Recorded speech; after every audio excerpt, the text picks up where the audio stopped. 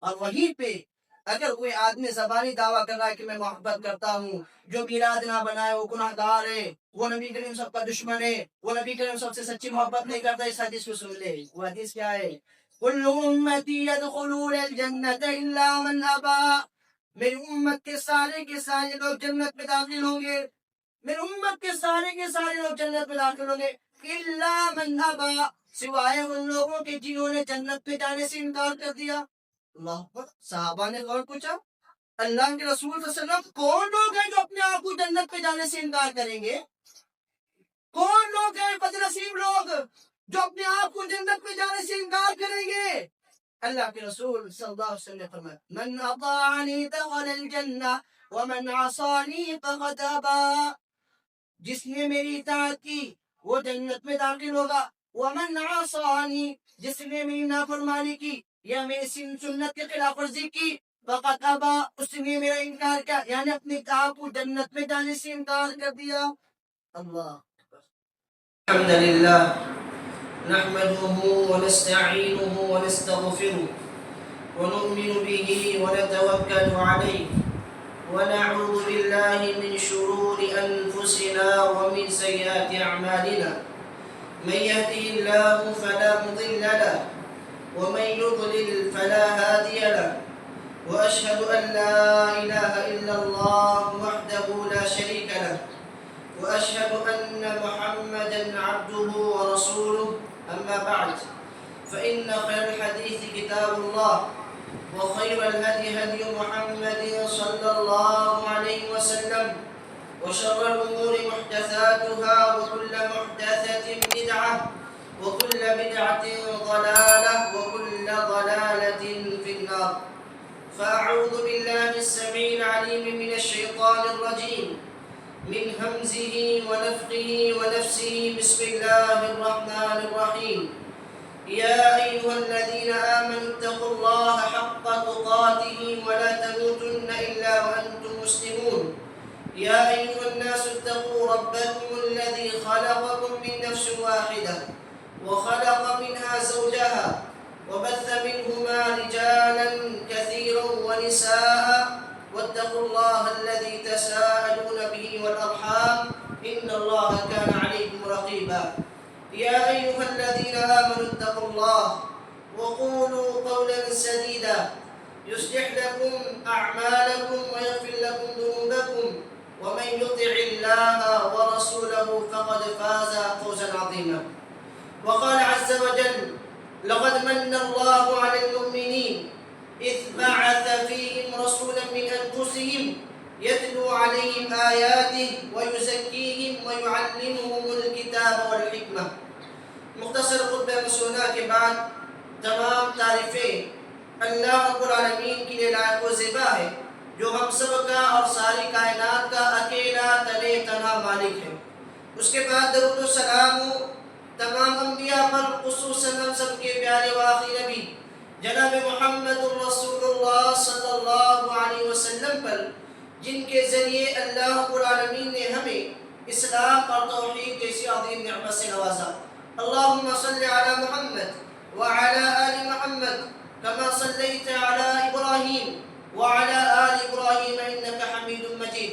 اللہم بارک علی محمد وعلی آل محمد کما بارکت علی ابراہیم وعلی آل ابراہیم انک حمید مجید۔ محترم حضرات، ہم جس ماہ سے گزر رہے ہیں یہ ماہ ربیع الاول کا مہینہ ہے۔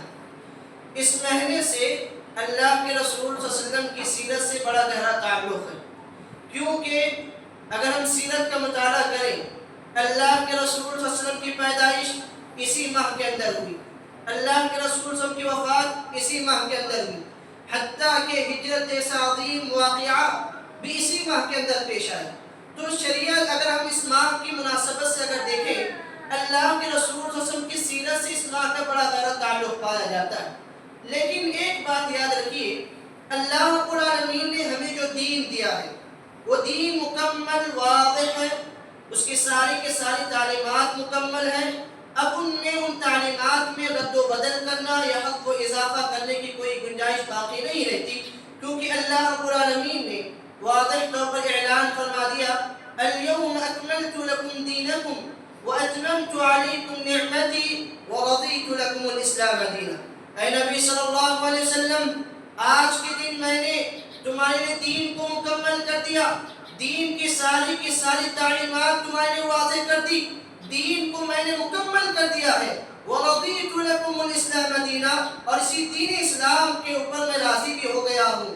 اللہ رب العالمین نے جب دین کو مکمل کر دیا ہے تو دین میں اپنی طرف سے کوئی نئی بات ایجاد کرنا، اس کو بدعت کہا جاتا ہے.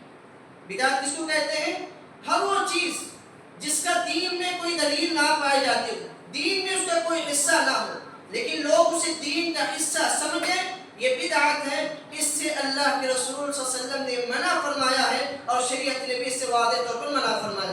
اسی لیے اللہ کے رسول صلی اللہ علیہ وسلم نے فرمایا سب سے بہترین بات اللہ کی بات ہے، سب سے بہترین بات اللہ کے رسول صلی اللہ علیہ وسلم کی بات ہے، اور سب سے بہترین راستہ اللہ اور اس کے رسول کا راستہ ہے. اور سب سے بدترین بات اور سب سے بدترین راستہ وہ ہے دین میں نئی باتوں کو ایجاد کرنا. یہ دین میں سب سے بدترین بات ہے جس کو بدعت کہا جاتا ہے.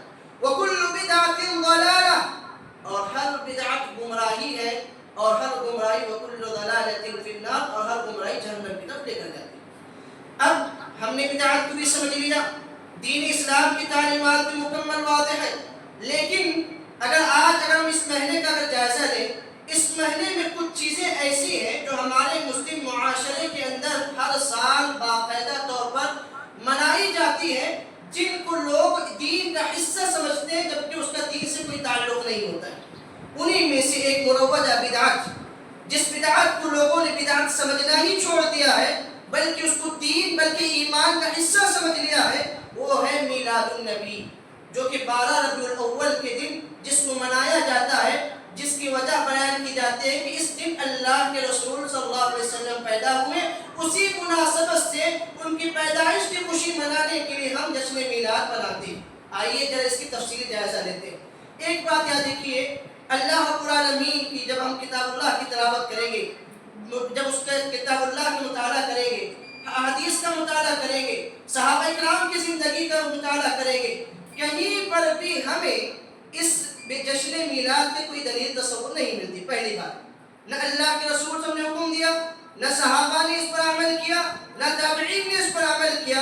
تو پہلی بات اس سے معلوم ہو گئی، جب شروع کے 3 صدی تک اس کا کوئی وجود ہی نہیں ہے تو اس سے واضح ہو جاتی ہے کہ اس کا دین سے کوئی تعلق نہیں.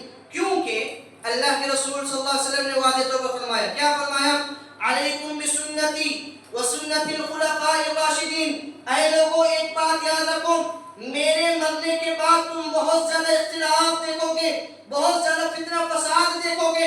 ایسے وقت میں تمہاری ذمہ داری بنتی ہے کہ تم میری سنت کو لازم پکڑو اور خلفاء راشدین، میرے بعد جو صحابہ کرام کی جماعت ہے، ان کے طریقے پر چلو. اللہ کے رسول صلی اللہ علیہ وسلم نے واضح طور پر بتلا دیا اور آگے بھی فرمایا کہ جب تک کبھی تمہیں کسی چیز میں اختلاف ہو جائے نا، تم اپنا معاملہ اللہ اور اس کے رسول کی طرف لوٹاؤ. اللہ نے فرمایا یا ایھا الذین آمنوا اطیعوا اللہ واطیعوا الرسول واولی الامر منکم. اے ایمان والو، اللہ کی اطاعت کرو، رسول کی اطاعت کرو اور اولو الامر کی اطاعت کرو، حاکم وقت کی اطاعت کرو. فإن تنازعتم فی شیء فردوه الی اللہ والرسول. اگر تمہارے درمیان میں کوئی اختلافی مسئلہ آ جائے تو معاملہ کہاں لوٹانا چاہیے؟ اللہ اور اس کے رسول کی طرف، یعنی کتاب اللہ اور سنت رسول کی طرف لوٹانا چاہیے. اللہ نے واضح طور پر حکم دیا. اب جشن میلاد، اللہ کے رسول صلی اللہ علیہ وسلم کی ولادت کب ہوئی، پیدائش کب ہوئی؟ اگر آپ کتاب اللہ کا مطالعہ کریں، سنت رسول کا مطالعہ کریں، بلکہ تاریخ کی کوئی بھی کتاب اٹھا لیجیے، کہیں بھی آپ کو وضاحت کے ساتھ یہ بات نہیں ملے گی. کتنی بھی کتابیں اٹھا لیجئے، اللہ کے رسول صلی اللہ علیہ وسلم اسی دن پیدا ہوئے، کہیں بھی نہیں ملے گی. اختلاف پایا جاتا ہے. بعض نے کہا 8 ربیع الاول کو پیدا ہوئے، بعض نے کہا 9 ربیع الاول کو پیدا ہوئے، بعض نے کہا 10 ربیع الاول کو پیدا ہوئے، بعض نے کہا 12 ربیع الاول کو پیدا ہوئے. پیدائش میں اختلاف پایا جاتا ہے. اس سے ایک بات واضح ہو جاتی ہے، اللہ کے رسول صلی اللہ علیہ وسلم کی پیدائش کا صریح تاریخ نہیں معلوم ہے کہ اللہ کے رسول کس دن پیدا ہوئے. ہاں اتنا معلوم ہے اللہ کے رسول صلی اللہ علیہ وسلم پیر کے دن پیدا ہوئے. اللہ کے رسول خود فرمایا کہ پیر کے دن روزہ کیوں رکھتے ہیں؟ اللہ کے رسول صلی اللہ علیہ وسلم نے فرمایا کہ میں پیر کے دن پیدا ہوا ہوں، اسی دن مجھے نبوت ملی، اس لیے میں اس دن روزہ رکھتا ہوں. پہلی بات. دوسری بات، جشن میلاد، پیدائش بنانا، یہ اسلام کا کانسیپٹ نہیں ہے، اسلام کا تصور نہیں. پھر کس کا تصور ہے؟ یہ برتھ ڈے منانا، یہ جشن منانا، یہ کہاں سے شروع ہوا؟ اگر ہم تاریخ کا مطالعہ کریں گے، یہ مسلمانوں کا طریقہ نہیں تھا بلکہ یہود اور نصارہ کا طریقہ تھا. یہود اور نصارہ کا طریقہ تھا، جن کے بارے میں آتا ہے کہ نصارہ عیسیٰ علیہ السلام کی پیدائش کے دن کو عیسیٰ علیہ السلام کے برتھ ڈے کے طور پر، جشن کے طور پر مناتے تھے. انہی کی نظریے کے دیکھ کر مسلمانوں کے اندر بھی یہ چیز رواج پانے لگی کہ ہم بھی اللہ کے رسول صلی اللہ علیہ وسلم کو سب سے معزز مانتے ہیں، ہم کیوں نہ اللہ کے رسول صلی اللہ علیہ وسلم کی پیدائش کا برتھ ڈے منائیں، ہم نہ کیوں جشن منائیں. وہاں سے یہ کانسیپٹ شروع ہو. اچھا، کہ جو برتھ ڈے، جو جشن میلاد کی جو تاریخ اگر آپ پڑھیں گے، اس کی شروعات کہاں سے ہوئی؟ اس کی شروعات اگر آپ دیکھیں گے 4 صدی ہجری یا 6 صدی ہجری کے بعد اس کی شروعات ہوئی. اور کس نے شروعات کی؟ مسلمانوں نے اس کی شروعات نہیں کی، بلکہ یہودیوں کے نسل سے فاطمی نسل کا ایجاد ہوا، جنہوں نے مسلمانوں کو نقصان پہنچانے کے لیے اسلام کا لبادہ اوڑھ کر مسلمانوں کے درمیان یہ باور کرایا کہ دیکھو ہمارے یہاں پہ مختلف عیدیں منائی جاتی ہیں، یہود و نصارہ جو مختلف عیدیں مناتے ہیں، ہم کیوں نہ اپنی طرف سے عید ایجاد کر دیں. اللہ کے رسول صلی اللہ علیہ وسلم کی پیدائش کو لے کر ایک عید انہوں نے نام دیا، اس کا نام جشن عید میلاد النبی اس کا نام دیا گیا. وہاں سے شروعات. اور اس کو صرف ہم لوگ نہیں بلکہ ہر جماعت والے مانتے ہیں کہ اس کی ایجاد 4 صدی ہجری کے بعد ہوئی ہے، 6 صدی ہجری کے بعد ہوئی. تمام لوگ مانتے ہیں اس کو. اگر اب ان سے کہا جائے جب آپ مانتے ہیں کہ اس کا تعلق قرآن سے بھی نہیں ہے، حدیث سے بھی نہیں ہے، نہ صحابہ نے اس پر عمل کیا، تو پھر تم اس پر کیوں عمل کرتے ہو، تم کیوں اس کو مناتے ہو؟ تو دلیل کیا دیتے ہیں؟ ہاں بھی ہم مانتے ہیں کہ یہ اس کی دلیل قرآن حدیث کے اندر نہیں. تو پھر یہ بدعت ہوئی. جب قرآن حدیث کے اندر کوئی دلیل نہیں ہے تو یہ بدعت ہے. کیوں؟ حدیث کے اندر اللہ کے رسول صلی اللہ علیہ وسلم نے فرمایا من احدث فی امرنا هذا ما ليس منه فهو رد.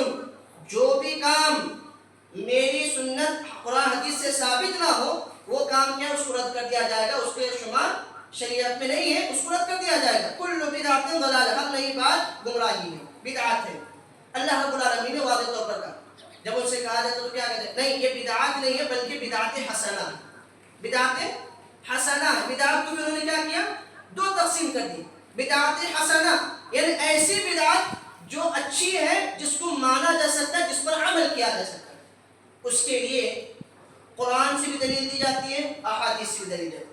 یہاں پہ ایک بات غور کریں، جب تک ہم مخالفین کے دلائل کو نہیں سمجھیں گے نا، ہم بھی ان تک واضح طور پر پیغامات نہیں پہنچا سکتے. جب تک ان پر ہم کہیں گے، اگر آپ کو کسی کوئی کیا بولتے ہیں میلاد منانے والا میلاد منا رہا ہے، راتوں رات جاگ رہا ہے، اللہ کے رسول صلی اللہ علیہ وسلم پر قصیدے پڑھ رہا ہے، راتوں کو جلوس نکالا جا رہا ہے، جب ہم کو سمجھانے جائیں گے وہ کہیں گے نہیں بھائی، جو میلاد منائے گا وہی اللہ کے رسول صلی اللہ علیہ وسلم کے سچا محبت کرنے والا ہے، جو نہیں منائے گا وہ سب سے بڑا گنہگار ہے. یہاں پہ ذرا رک کے ان سے سوال کریں، اچھا ٹھیک ہے، میلاد نہیں منانے والا گنہگار ہے، اللہ کے رسول سے محبت نہیں کرنے والے. اللہ اکبر. صحابہ اکرام نے نہیں منایا، اللہ کے رسول کے سب سے چہیتے صحابی ابو بکر نے نہیں منا. نعوذ باللہ، کیا وہ بھی اللہ کے رسول سے نفرت کرنے والے ہو گئے؟ کیا وہ بھی گنہگار ہو گئے؟ جبکہ سب سے زیادہ محبت کرنے والے جو تھے وہ صحابہ اکرام تھے. اللہ کے رسول سے سب سے زیادہ محبت اور سب سے زیادہ سنت پر عمل کرنے والے اگر کوئی تھے تو وہ صحابہ اکرام کی نسل تھی، سب سے زیادہ محبت کرتے. لیکن انہیں کبھی میلاد نہیں منایا، اور نہ ہی اللہ کے رسول صلی اللہ علیہ وسلم نے اپنی زندگی میں اپنا برتھ ڈے منایا، اور نہ ہی اپنے گھر والوں کا بنانے کا حکم دیا، اور نہ ہی صحابہ کرام نے اس میں حکم دیا. اور دوسری بات، چلیے یہ بات ماننے کے بعد وہ اس بات پہ خاموش ہو جاتے ہیں. اس کے بعد وہ کہتے ہیں قرآن مجید سے ثابت ہے کہ میلاد منانا جائز ہے. دلیل کس سے لیتے ہیں؟ وہ آیت جس اللہ رب العالمین نے قرآن مجید کے اندر فرمایا قل بفضل اللہ وبرحمته فبذلك فليفرحوا هو خیر مما یجمعون. اے نبی صلی اللہ علیہ وسلم، آپ کہہ دیجئے یہ اللہ کا فضل ہے اور اس کی رحمت ہے. فلیفرحوا، اللہ کی رحمت اور اس کے فضل پر تم خوش ہو جائیے، آپ خوش ہو جائیے. هو خیر مما یجمعون، یہ دنیا کے اندر پائی جانے والے تمام چیزوں سے بہتر ہے اللہ کا فضل اور اللہ کی نعمت۔ اب وہ کہتے ہیں جو لوگ میلاد مناتے ہیں وہ کیا کہتے ہیں؟ یہاں پہ دیکھیے اللہ رب العالمین نے فَلْيَفْرَحُوا کا لفظ استعمال کیا، اللہ کی فضل اور اس کی رحمت پر خوش ہونا چاہیے۔ اگر ہم اللہ کی فضل اور اس کی رحمت کا جائزہ لیں، اللہ کی سب سے بڑی رحمت یہ ہے کہ اس نے اللہ کے رسول سب کو رحمت بنا کر دی جائے۔ وَمَا أَرْسَلْنَاكَ إِلَّا رَحْمَةً لِلْعَالَمِينَ، اے نبی صلی اللہ علیہ وسلم ہم نے تمہیں ساری جہاں کے لیے رحمت بنا کر بھیجا ہے۔ یہاں پہ رحمت کا ذکر ہے، لہٰذا ہمیں اللہ کے رسول صلی اللہ علیہ وسلم کی رحمت پر خوش ہونا چاہیے۔ اللہ نے ذکر کیا۔ اگر ہم اس کا جواب کا جائزہ لیں، تشریح پڑھیں، اللہ رب العالمین نے جو اس آیت کو ذکر کیا، اس آیت کو سمجھنے سے پہلے اس سے پہلی آیت کو پڑھی۔ اللہ رب العالمین نے کیا فرمایا؟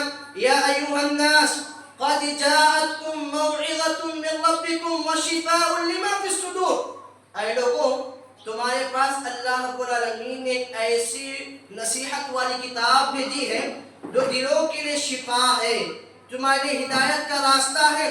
اس نعمت پر اللہ رب العالمین نے کہا بفضل اللہ، یہ اللہ کا سب سے بڑا فضل ہے، اللہ کی اس نعمت پر آپ خوش ہو جاؤ۔ اللہ نے کس کو سب سے بڑی نعمت قرار دیا؟ قرآن کو اور سنت کو اللہ رب العالمین نے سب سے بڑی نعمت قرار دیا ہے، جو اس سے پہلی آیت میں اللہ نے واضح طور پر کہا۔ اور اتنا ہی نہیں، فَبِذَلِكَ فَلْيَفْرَحُوا، اس آیت کی تفسیر میں آپ تفسیر کے سارے کتابیں اٹھا کے دیکھ لیجیے، ہماری بھی دیگر کی جماعت والوں کی ائمہ کی بھی کتابیں اٹھا کر دیکھ لیجیے، واضح طور پر یہ بات لکھی ہے، یہاں سے مراد کتاب و سنت یعنی کتاب اللہ اور سنت رسول، دین اسلام پر عمل کرنا، یہ اللہ کی سب سے بڑی نعمت ہے، اس پر اللہ رب العالمین نے خوش ہونے کا حکم دیا۔ چلیے وقتی طور پر مان بھی لیتے ہیں، یہ اللہ رب العالمین نے یہاں پر اللہ کی رحمت، اللہ کے رسول کو سب سے بڑی رحمت بھی قرار دیا۔ فَلْيَفْرَحُوا کا مطلب کیا ہے معلوم ہے؟ فرح یفرح کا مطلب آتا ہے خوش ہونا۔ خوش ہونا اور خوشی منانا دونوں میں زمین آسمان کا فرق ہے۔ خوش ہونے کا تعلق دل سے ہے اور خوشی منانے کا تعلق عمل سے ہے۔ اللہ رب العالمین نے قرآن مجید کے دوسری جگہ فرمایا فَرِحَ الْمُخَلَّفُونَ بِمَقْعَدِهِمْ خِلَافَ رَسُولِ اللَّهِ، بعض لوگ غزوہ تبوک میں جنگ سے پیچھے رہ گئے تھے، منافقین، اور جب وہ جنگ میں صحابہ کرام چلے گئے، وہ جنگ سے پیچھے رہنے کی وجہ سے خوش ہونے لگے۔ اللہ نے وہ فریحہ کا لفظ استعمال کیا، خوش ہونے لگے۔ وہاں پہ منافقین جو پیچھے رہ گئے تھے انہوں نے جلوس نہیں نکالا، ریلیاں نہیں نکالی، دل میں خوشی محسوس کی۔ اگر مان بھی لیے اللہ رب العالمین نے یہاں پر خوش ہونے کا ذکر کیا ہے، اس سے مراد یہ ہے کہ انسان اپنے دل میں خوشی محسوس کرے، نہ ہے کہ اس کا مطلب یہ ہے کہ ہم جلوس نکالیں، اب موسیقی لگائیں یا قصیدے پڑھیں، قوالیاں پڑھیں، راستوں کو بلا کریں، لوگوں کو تکلیف پہنچائیں۔ اس کا یہ ہرگز مطلب نہیں ہو سکتا۔ اس سے واضح معلوم یہ بات معلوم ہوتی ہے، پہلی دلیل اس سے واضح معلوم ہوگی کہ ان کی جو دلیل پیش کی جاتی ہے وہ دلیل غلط ہے، اس سے مراد یہ نہیں ہے۔ دوسری دلیل وہ حدیث سے لیتے ہیں۔ وہ حدیث کیا ہے؟ اللہ کے رسول صلی اللہ علیہ وسلم نے فرمایا، اللہ کے رسول صلی اللہ علیہ وسلم پیر کے دن روزہ رکھتے تھے۔ صحابہ کرام نے پوچھا اللہ کے رسول صلی اللہ علیہ وسلم ہم دیکھتے ہیں کہ آپ ہر پیر کے دن لگاتار روزہ رکھتے ہیں، اس کی وجہ کیا ہے؟ اللہ کے رسول صلی اللہ علیہ وسلم نے فرمایا کہ میں پیر کے دن اس لیے روزہ رکھتا ہوں کہ میں اس دن پیدا کیا گیا ہوں اور مجھے اس دن نبوت ملی، اس لیے میں روزہ رکھتا ہوں۔ اس حدیث کو لے کر میلاد بنانے والے دلیل پیش کرتے کیا کہ دیکھو یہاں پہ اللہ کے رسول صلی اللہ علیہ وسلم نے اپنی پیدائش کو خوشی کا موقع بتلایا، اور اسی لیے اللہ کے رسول صلی اللہ علیہ وسلم روزہ رکھتے تھے، لہٰذا ہم بھی خوشی کے لیے میلاد بناتے ہیں۔ یہاں پہ سب سے پہلا جواب یہ ہے، چلیے دلیل آپ کی یہ بھی مان لیتے ہیں کہ چلیے میلاد کی دلیل سے ملتی ہے۔ پہلی بات تو میلاد کا اس میں ذکر نہیں ملتا، کہیں میلاد کا اس میں ذکر نہیں ہے۔ اللہ کے رسول صلی اللہ علیہ وسلم نے یہ فرمایا کہ میں 12 ربیع الاول کو پیدا ہوا، یہ کہیں ذکر نہیں ہے۔ اللہ کے رسول نے کیا فرمایا؟ میں پیر کے دن پیدا ہوا اس لیے میں روزہ رکھتا ہوں۔ اگر اس سے میلاد کی دلیل ملتی ہے تو ہر پیر کے دن میلاد منانے کے بجائے پیر کے دن روزہ رکھنا چاہیے۔ میلاد کیوں مناتے ہو؟ اور دوسری بات، 12 ربیع الاول ہمیشہ پیر کو ہے، یہ کبھی نہیں ہو سکتا۔ آج 12 ربیع الاول ہے، جمعہ کا دن ہے، اور جبکہ جمعہ کے دن روزہ رکھنا منع ہے شریعت کے اندر، اس سے یہ بھی دلیل یہ ہوگی۔ تیسری بات یہ بھی توجیہ نکال لیجیے، اللہ کے رسول صلی اللہ علیہ وسلم نے پیدائش کو جو کہا کہ میں پیر کے دن پیدا ہوا ہوں اس لیے روزہ رکھتا ہوں، وہیں پر دوسری طرف یہ بھی بات بتلائی کہ میں پیر اور جمعرات کو اس لیے روزہ رکھتا ہوں، اس جن بندوں کے نام اعمال اللہ کے سامنے پیش کیے جاتے ہیں، میری خواہش ہے جب یہ اصل مسئلہ ہے. اس کو چھوڑ کر تم آدھی بات کو لے لیں گے، شریعت اس بات کی اجازت نہیں دیتی. اس سے بھی پتہ چل گیا کہ میلاد کی یہ بھی دلیل نہیں ہو سکتی. تیسری دلیل، میلاد بنانے والے کہتے ہیں کہ دیکھو ابو صحیح بخاری میں ایک اثر ہے عروہ رضی اللہ عنہ کا، وہ کہتے ہیں کہ کچھ لوگوں نے خواب میں دیکھا، ابو لہب کو خواب میں دیکھا. خواب میں دیکھا کہ ابو لہب بہت زیادہ پریشان ہے، اللہ اس کو مختلف عذاب دے رہا ہے. لوگوں نے اسے پوچھا، خواب میں ہی پوچھا کہ کیوں تمہیں اتنا عذاب دیا جا رہا ہے؟ ابو لہب نے کہا کہ جب سے میں دنیا چھوڑ کے گیا ہوں کبھی مجھے سکون نہیں ملا ہے سوائے ایک چیز کی وجہ سے. مجھے صرف تھوڑی مہلت کے لیے پانی دیا جاتا ہے. وہ موقع کیا ہے؟ جب میں نے اللہ کے رسول صلی اللہ علیہ وسلم کی پیدائش کو سن کر اپنی ایک لونڈی صوبیہ کو میں نے آزاد کر دیا ہے. اس ایک اچھے عمل کی وجہ سے مجھے ایک گھٹ پانی دیا جاتا ہے. اس کو دلیل بنا کر میلاد بنانے والے کہتے ہیں دیکھو ابو لہب نے پیدائش کی خوشی مناتے ہوئے اپنی لونڈی کو آزاد کر دیا تو اسے جہنم کی، جبکہ وہ کافر یا مشرک ہے، اسے جہنم میں ایک قطرہ پانی دیا جاتا ہے اس کی وجہ سے، اتنے کی وجہ سے. ہم تو مسلمان ہیں، ہم تو اللہ کے رسول سب سے زیادہ محبت کرتے ہیں، ہم کیوں میلاد نہیں بنائیں؟ اے اللہ کے بندو ذرا غور کرو، اس واقعے پہ جو تحقیق بھی کرو. سب سے پہلی بات، خواب شریعت کی تعلیم نہیں ہو سکتی. دوسری بات، خواب میں جس کو بتلایا گیا وہ ابو لہب، اور ابو لہب کون ہے؟ یہ مسلمانوں کا بلکہ اللہ کے رسول صلی اللہ علیہ وسلم کا سب سے بڑا دشمن ہے. تیسری بات، اللہ رب العالمین نے ابو لہب کے بارے میں واضح طور پر کیا فرمایا؟ تبت یدا ابی لہب وتب، ابو لہب کے دونوں ہاتھ ہلاک و برباد ہو گئے. ابو لہب کے دونوں ہاتھ ہلاک و برباد ہو. اس کے لیے وعید قیامت تک کے لیے جتنے لوگ پڑھیں گے سارے کے سارے اس پر وعید بھیجیں گے. چوتھی بات، ابو لہب کی جو بات ہے اگر وقت پر مان بھی لیا جائے کہ اسے اس نیکی کی بدولت اسے تھوڑا ایک گھٹ پانی دیا جا رہا ہے. ابو لہب اگر آپ اگر تاریخ کا مطالعہ کریں، ابو لہب نے اللہ کے رسول صلی اللہ علیہ وسلم کی پیدائش پر خوش ہو کے اپنی لونڈی کو آزاد نہیں کیا تھا. 50 سال کے بعد ہجرت جب اللہ کے رسول صلی اللہ علیہ وسلم نے مکہ چھوڑ کے مدینے کی ہجرت کی، اس وقت اپنی لونڈی کو اس نے آزاد کیا تھا. دوسری بات یہ بھی کہ ابو لہب کو جو پانی دیا جا رہا ہے کہ مان بھی لیا جائے کہ اسے پانی دیا، ہاتھ سے پانی پینا پڑے گا، جبکہ اللہ نے قرآن مجید میں کیا فرمایا کہ اس کے دونوں ہاتھ ہلاک و برباد ہو گئے. اگر چلیے مان بھی لیا جائے کہ اس کی اللہ کے رسول کی پیدائش کو اس نے آزاد کیا، اگر اتنا ہی خوش تھا تو اس نے جب اللہ کے رسول صلی اللہ علیہ وسلم صفا کے پہاڑی پر کھڑے ہو اعلان کیا کہ اے لوگوں میں تمہیں یہ کہتا ہوں کہ ایک اللہ کی بات کرو، اس کے علاوہ کسی کو شریک نہ کرو، سب سے پہلے کس نے انکار کیا؟ ابو لہب نے انکار کیا. ابو لہب نے انکار کیا. اگر اسے خوشی ہوتی، اگر وہ پیدائش اسے معلوم ہوتا کہ اللہ کے رسول صلی اللہ علیہ وسلم کیا ہے تو وہ اللہ کے رسول کی باتوں کا انکار کرتا؟ نہیں کرتا. چلیے یہ بھی بات مان لیتے. آپ کو معلوم ہونا چاہیے اسلام کا ایک اصول ہے. کیا اصول ہے؟ کہ جو انسان کفر کی حالت میں مرتا ہے، شرک کی حالت میں مرتا ہے، وہ زندگی بھر کوئی بھی نیک عمل کر لے، اس کا کوئی بھی عمل اللہ رب العالمین کی بارگاہ میں قابل قبول نہیں. کتنا بھی بڑا عمل کرے، کتنا بھی بڑا عمل کرے، اللہ رب العالمین کے نزدیک اس کا کوئی بھی عمل قابل قبول نہیں. اللہ رب العالمین نے قرآن مجید کے اندر فرمایا، ہم لوگ دیکھو جمعہ کے دن نماز میں سورۃ الاعلیٰ پڑھتے پہلی رکعت میں، دوسری رکعت میں سورۃ الغاشیہ، ہمیشہ ہر جمعہ کی نماز میں ہر امام پڑھتا ہے. کبھی ہم نے اس پہ غور کیا کیا بیان کیا؟ اللہ نے فرمایا وجوہ یومئذ خاشعہ عاملۃ ناصبہ تصلی نارا حامیہ. قیامت کے دن کچھ لوگوں کے چہرے بڑے خراب ہوں گے، بڑے بدبودار ہوں گے، بدصورت ہوں گے. قیامت کے دن کچھ چہرے بدصورت ہوں گے. کون ہوں گے؟ عاملۃ ناصبہ، یہ وہ لوگ ہوں گے جنہوں نے اپنی زندگی پر نیک اعمال کر کے تھک گئے ہوں گے. اتنے نیک اعمال کیے کہ نیک اعمال کر کے وہ تھک گئے ہوں گے. تصلی نارا حامیہ، لیکن ان کی کوئی بھی نیکی قابل قبول نہیں ہوگی، بلکہ اللہ انہیں جہنم کی آگ میں ڈالے گا. کیوں جہنم کی آگ میں ڈالے گا؟ اللہ نے اسی کا ذکر شقاق کے دروازے طور پر فرمایا أَفَحَسِبَ الَّذِينَ كَفَرُوا أَن يَتَّخِذُوا عِبَادِي مِن دُونِي أَوْلِيَاءَ إِنَّا أَعْتَدْنَا جَهَنَّمَ لِلْكَافِرِينَ نُزُلًا قُلْ هَلْ نُنَبِّئُكُم بِالْأَخْسَرِينَ أَعْمَالًا. اے نبی صلی اللہ علیہ وسلم آپ کہہ دیجئے کیا میں ان لوگوں کے بارے میں نہ بتلاؤں جو سب سے زیادہ نقصان اٹھانے والے ہیں الذین ضل سعیہم فی الحیات الدنیا وهم یحسبون انہم یحسنون صنعا، جنہوں نے زندگی پر اچھے اعمال کیے اور اپنے لیے یہ سمجھ بھی بیٹھے کہ ہم اللہ کے پاس ضرور کامیاب ہونے والے ہیں۔ کیوں؟ ہم بہترین عمل کرنے والے۔ بدعتی حضرات بدعت کیوں انجام دیتے ہیں؟ وہ کیا کہہ کر بدعت کو کرتے ہیں؟ کیوں؟ وہ ثواب کا کام سمجھ کر کرتے بدعت کو۔ اس سے اللہ نے کہا وہ دنیا میں خوب عمل کریں گے، وہ سمجھ رہے ہو کہ اللہ کے نزدیک کے بہترین عمل ہے، اس عمل کے بدولت ہم جنت میں بھی جائیں گے۔ اللہ نے کہا یہ وہ لوگ ہیں جن کے سارے اعمال اللہ ضائع برباد کر دے گا۔ واضح تو کو پتہ چلا؟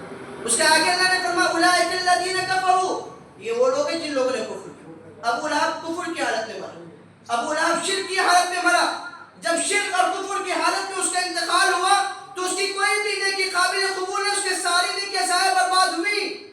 جب اس کی ساری کی ساری نیکیاں ضائع برباد ہوئی تو پھر یہ حدیث کہاں سے ملی؟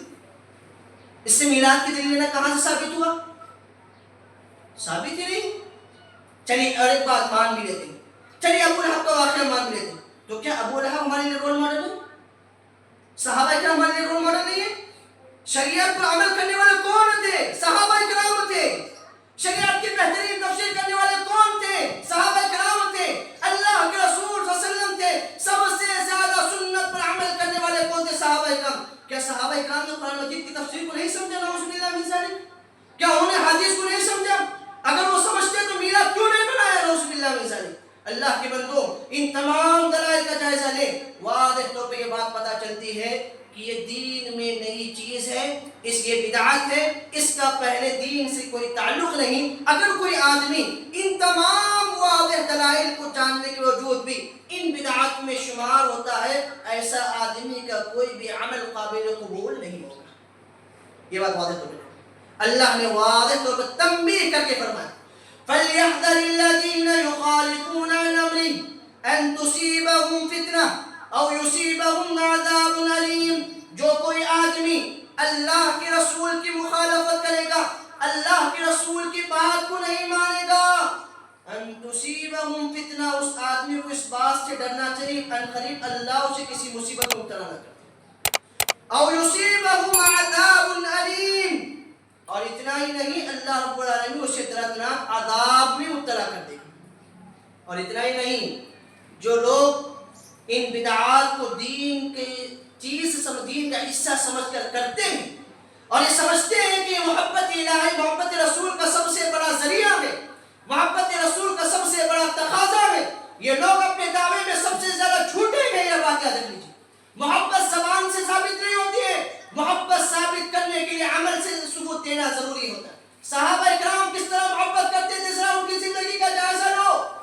کیا صرف زبانی دعویٰ کرنے سے محبت ثابت ہو جائے گی؟ نہیں۔ اگر آپ دیکھیں دنیا کے اندر محبت کی جتنی بھی اقسام پائی جاتی ہے نا، ان تمام اقسام کا جائزہ لیں، ان تمام اقسام کو 3 چیزوں میں تقسیم کیا جا سکتا ہے۔ کوئی بھی انسان کسی سے محبت کرتا ہے، کیوں کرتا ہے؟ اس لیے محبت کرتا ہے کہ وہ بڑا خوبصورت ہے۔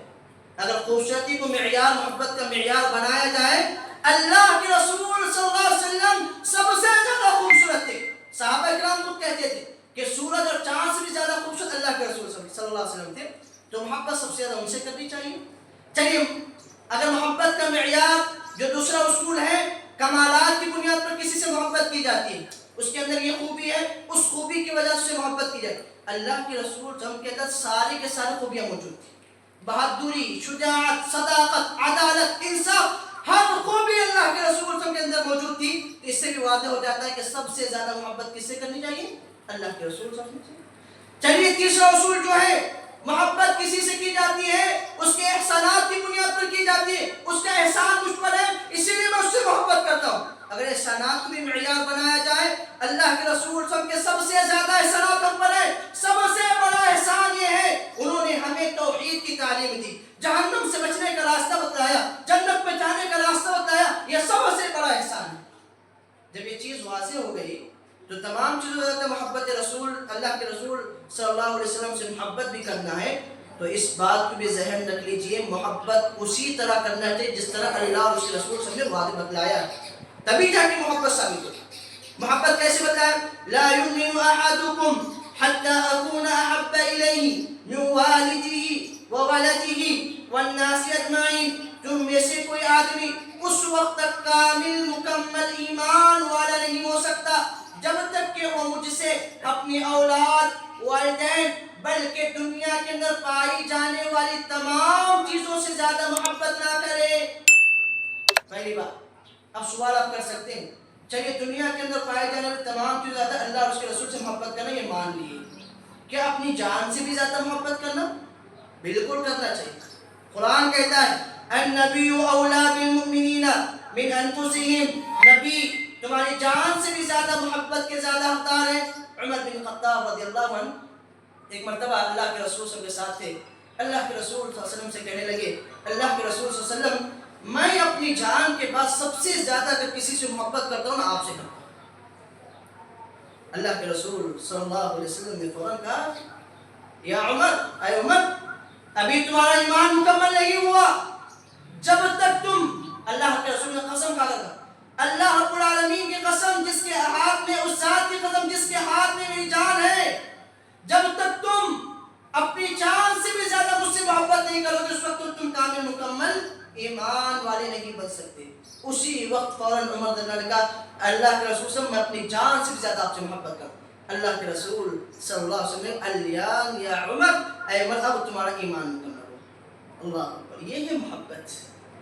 اس محبت کے بھی کچھ تقاضے ہیں، میلاد بنانے سے، جلوس نکالنے سے، میلاد جلوس نکالنے سے، کھانا وغیرہ پکوانے سے، یا سال کے ایک دن اللہ رب العالمین کے راہ میں خرچ کرنے سے بھی محبت ثابت نہیں ہو جاتی۔ محبت کے، ہر محبت کے کچھ تقاضے ہوتے ہیں، جب تک ان تقاضوں کو پورا نہیں کیا جا سکتا اس وقت تک تمہاری محبت بھی ثابت نہیں ہوگی۔ تو محبت کا سب سے بڑا تقاضا کیا ہے جانتے ہیں؟ اللہ نے کہا قل ان کنتم تحبون اللہ فاتبعونی يحببكم الله ويغفر لكم ذنوبكم والله غفور رحيم۔ اے نبی صلی اللہ علیہ وسلم آپ کہہ دیجئے ان کنتم تحبون اللہ، اگر تم اللہ سے محبت کرتے ہو یا اللہ کی محبت چاہتے ہو، فاتبعونی میری اطاعت کرو، یحببکم اللہ اللہ بھی تم سے محبت کرے گا۔ اللہ کے رسول صلی اللہ علیہ وسلم سے تم محبت کا دعویٰ کرتے ہو تو ضروری ہے کہ تم اطاعت رسول کو اپنی زندگی کا ایک لازمی حصہ بنا لو۔ اللہ اور اس کے رسول کی اطاعت میں تمہاری کامیابی ہے، یہ ہے اصل محبت۔ انسان محبت کا دعویٰ کرتا ہے، میلاد جلوس بھی نکالتے ہیں، ریلیاں بھی نکالتے ہیں، راتوں رات جاگتے بھی ہیں، گھروں کو لائٹوں سے سجاتے ہیں، جب نماز کا معاملہ آتا ہے تو مسجد سے غائب۔ یہ کہاں سے محبت ہو گئی؟ جب سود کو چھوڑنے کا معاملہ آ جائے تو انسان سود میں ملوث ہے، حلال کمائی سے دور۔ یہ کہاں کی محبت ہے؟ ارے آپ دنیا کی محبت کا جائزہ لو، اگر تم کسی سے محبت کرتے ہو تو اس کی ہر بات کو مانتے ہو، اور تم کہتے ہو کہ میں رسول اکرم صلی اللہ علیہ وسلم سے محبت کرتا ہوں اور تم ان کی تعلیمات پر عمل کرنے کے لیے تیار نہیں، یہ محبت نہیں بلکہ تم نفرت کرتے ہو اللہ کے رسول صلی اللہ علیہ وسلم سے، نعوذ باللہ من ذالک۔ لہٰذا اللہ کے بندو، اللہ کی اطاعت، رسول کی اطاعت، یہ رسول اللہ صلی اللہ علیہ وسلم کی اطاعت، یہ محبت رسول کا سب سے بڑا تقاضا ہے۔ اس تقاضے کے بغیر تمہاری محبت ثابت نہیں ہوگی۔ اور یہاں تک اللہ کے رسول صلی اللہ علیہ وسلم نے فرمایا من احب سنتی فقد احبنی، جو میری سنت سے محبت کرے گا گویا وہ مجھ سے محبت کرے گا۔ تم کہتے ہو کہ مجھے اللہ کے رسول سے محبت زیادہ ہے، اللہ کے رسول نے وہ شرط لگا دی، تمہیں مجھ سے محبت ہے تو میری سنتوں سے بھی محبت کرنا ہوگا، میری تعلیمات سے بھی محبت کرنا ہوگا۔ اگر تم ان پر عمل کر لو گے، قد احبنی، اگر تم میرے سنت پر عمل کرو گے، مجھ سے محبت کرو گے، معی فی الجنہ، تو جنت میں تم میرے ساتھ ہوگے، اللہ کا بنا۔ اور وہیں پہ اگر کوئی آدمی زبانی دعویٰ کر رہا ہے کہ میں محبت کرتا ہوں، جو میلاد نہ بنائے وہ گناہ گار ہے، وہ نبی کریم سب کا دشمن ہے، وہ نبی کریم سب سے سچی محبت نہیں کرتا، اس حدیث کو سن لے۔ وہ حدیث کیا ہے؟ کل امتی یدخلون الجنۃ الا من ابا، میری امت کے سارے لوگ جنت میں داخل ہوں گے میری امت کے سارے لوگ جنت میں داخل ہوں گے، الا من ابا، سوائے ان لوگوں کے جنہوں نے جنت میں جانے سے انکار کر دیا۔ اللہ اکبر۔ صحابہ نے فوراً پوچھا اللہ کے رسول صلی اللہ علیہ وسلم کون لوگ ہیں جو اپنے آپ کو جنت میں جانے سے انکار کریں گے؟ کون لوگ ہیں بد نصیب لوگ جو اپنے آپ کو جنت میں جانے سے انکار کریں گے؟